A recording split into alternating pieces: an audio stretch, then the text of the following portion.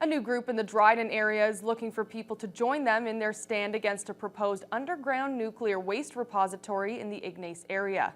The countdown to a decision on whether it will or will not happen in the region ticks closer and closer.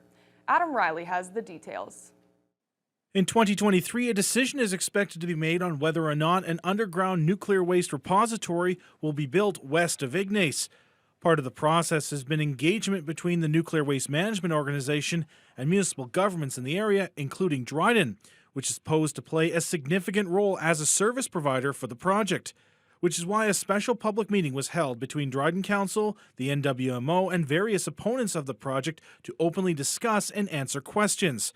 Some question council's impartiality, as the city has received some $1.3 million from the NWMO so far. If Dryden did not get funding from nuclear waste management, it would have to spend literally hundreds of thousands of taxpayer dollars to do the studies and to do the research required to educate the community. Others asked if council has bothered to understand the project and nuclear waste itself, to which Councillor Martin McKinnon took issue with. I've latched on to every opportunity I possibly can to learn more about nuclear waste. These questions are hinting at the lack of transparency on behalf of this council.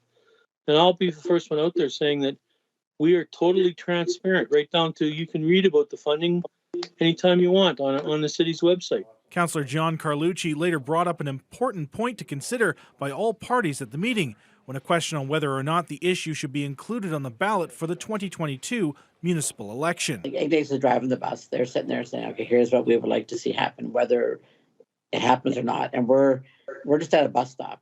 Either we're going to get picked up or we're not. And at the end of the day, I think going on a ballot, we can vote yes or no, or whatever it may be. It's going to come down to, I think, Ignace and maybe Wabigoon First Nations decides whether this project goes forward or not. Following the portion of the meeting directed to council, the remaining 3 hours were dedicated to representatives of the NWMO, Northwatch, Environment North, We the Nuclear Free North, and the newly formed local group Sunset Country Spirit Alliance. There they were given an opportunity to respond to those questions posed by the public and to publicly discuss the issues related to the project. Adam Riley, TBT News.